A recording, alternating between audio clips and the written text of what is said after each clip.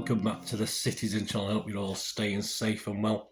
And we have our regular feature where we have a look at the latest home programme. So we're going to have a look at the City Everton programme, not the greatest game.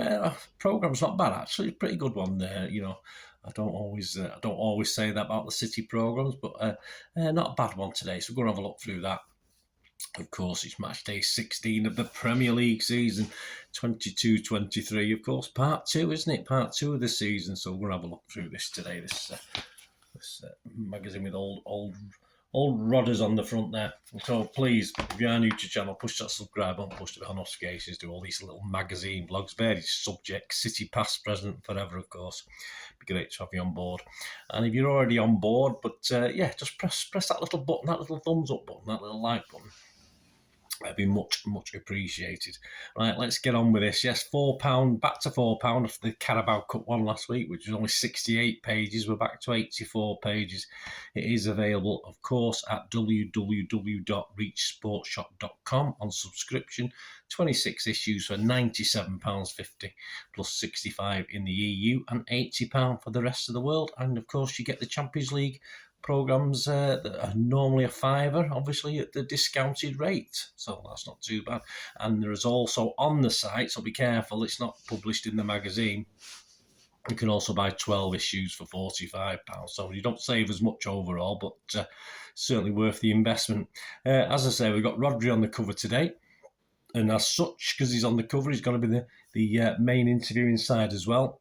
We have all our regular standard stuff from Pep. We have City Women, City Under-18s and the EDS. And yes, we'll go back to the feature itself on Rodri. And he's asked about his thought process on that game against Aston Villa last year, the final game of the season, of course, at the Etihad. And what I'll do, we read out a couple of pieces of this magazine. So we'll go back and have a look at what his thoughts were and what his answer was to that question. We've got some stats on Rodri. Averages 82 passes a match and has a 60% tackle success. That's not too bad, is it? And with this being the last home game of the season, of course, yes, it was the in memoriam section, which is where we do the applause and then the minute silence for all people associated with City.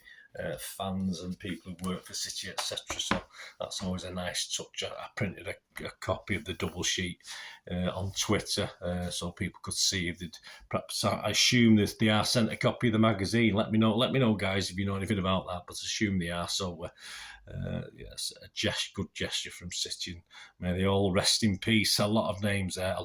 Very sad.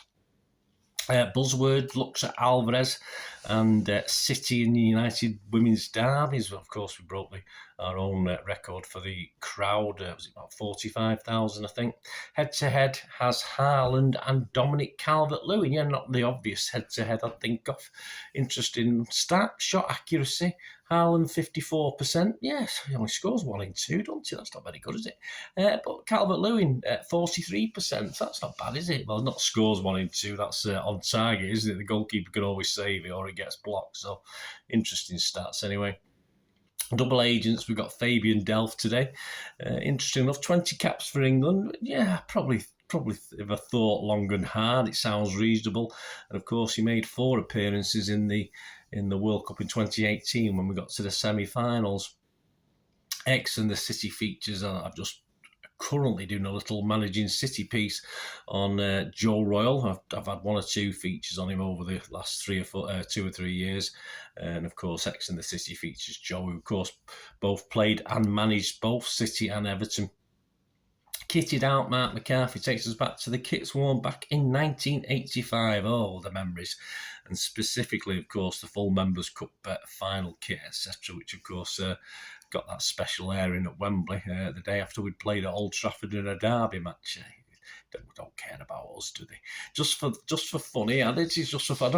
I don't do this every week, but I thought this was an interesting question. Let's see if you know the answer. Let's just in the City Everton quiz. Question 9. The last score draw, which is what this was, between the clubs was back in August 2017. And like this one on Saturday, it was a 1-1 scoreline. 2017. So who do you think scored?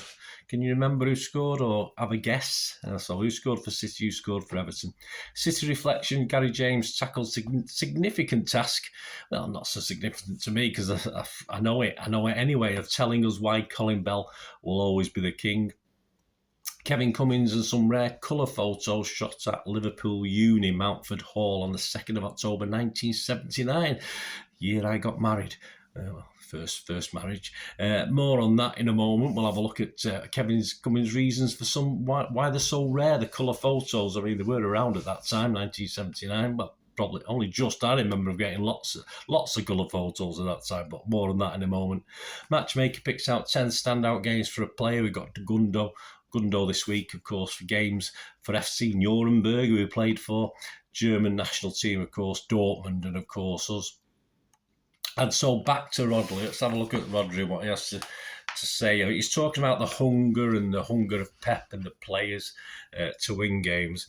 And he goes on to talk about the Villa game and obviously reflects back on that Real Madrid disaster as well. Was it not so long before, was it? Only probably a few weeks. He says, never was that hunger from manager and players alike more evident than on the final day of the last season when needing to win to be sure of the Premier League title. We quickly found ourselves trailing 2-0 against Villa. Lesser teams might have crumbled, especially as we were still mindful of our heartbreaking Champions League exit to Real Madrid at the semi-final stage just a few weeks earlier.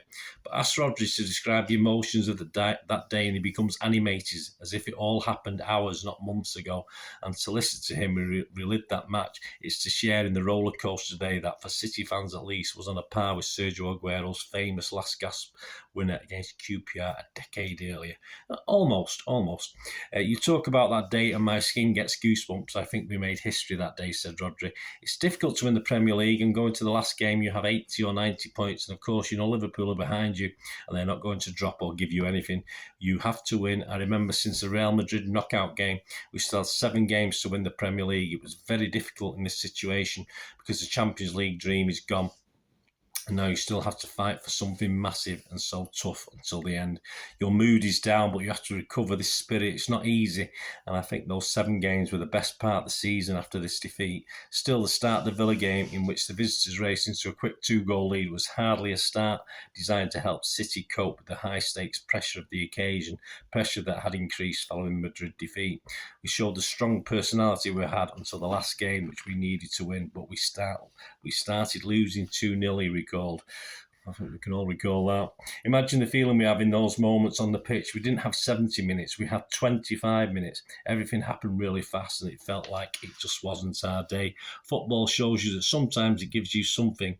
Real Madrid was catastrophic and this day was incredible. That speaks about the spirit of the team, the spirit of football, and that you should always believe. The team was important and we could do something very similar to what Aguero did in those days to win another league in the last minutes. I always say that it represents the people in the crowd. And so that was Rodri touching upon the hunger and his memories of that Villa game. Let's quickly go over to Kevin Cummins. Let's find his reasons for this colour photography of Joy Division over in Liverpool. Many of you will be used to seeing my stark black and white images, he says, of the bands shot in and around Manchester. These colour shots aren't as widely known and are only ones I ever took of Ian Curtis and company. There was no reason to shoot in colour as the music press only published in black and white back then. I also couldn't afford to. But good enough reason, both aesthetically and financially. If I got a great shot in colour rather than in monochrome, I'd be frustrated that I couldn't use it. It also cost me an extra £20 per roll of film when I was only getting paid £6.50 per photo if used in the paper. Nobody thought rock and roll images had any longevity back then. They were published the following week, then filed away, rarely to be seen again. The reason these exist is because Joy Division were opening for Buzzcocks on this tour, and Buzzcocks Record Company asked me to shoot the gig in colour for them to use the photos in the USA. I didn't want to risk messing it up, so I shot the first 6 frames of film on Joy Division as a test. Then the rest of the film containing the Buzzcocks shots could be adjusted for perfect exposure. Obviously, I had no idea what these 6 images would later become so highly valued. I think there's a moral to this story. I'm not sure what it is. Maybe it's never throw anything away or something. That would explain a lot to people who know me. Excuse me. So there you go, Kevin Cummins. And yes, before we go, hope you enjoyed that, guys. Yes, just the quiz question. 2017, a 1-1 draw with Everton, which obviously reflected what we did in 2022. And yes, I have a guess for City, it was Sterling, and for Everton, it was a certain gentleman called Rooney. So there you go. Give yourself a pat on the back. No points up for grabs if you got both them. Hope you enjoyed that. Let me know your comments. Let me know your thoughts. I think it's a good addition, say, especially with Gary James and the Colin Bell bit in this one this year. But even Kevin Cummins, I found that a little bit more interesting than normal as well. So, no, a good issue. So get on to reachsportshop.com if you fancy. You can buy individual copies as well. You don't have to subscribe. You can just buy one for the cover price plus postage, which isn't a bit cheaper than you probably can get on the internet anyway. Join me next as we'll look through the FA Cup game against Chelsea. That'll be the next home programme watch. And please check out my Leeds one that's up on the wall there. Did an away one of Leeds very recently. And of course, there will be a Chelsea away one coming up as well in a league match that's due quite soon as I'm recording this. But say the next home one will be Chelsea at home. So we be sick to death of them, won't we, by then? But hey, there you go. Thanks for watching, guys. Please, until we meet again, that's one thing, don't I? Please stay safe, Blues. Come on, City.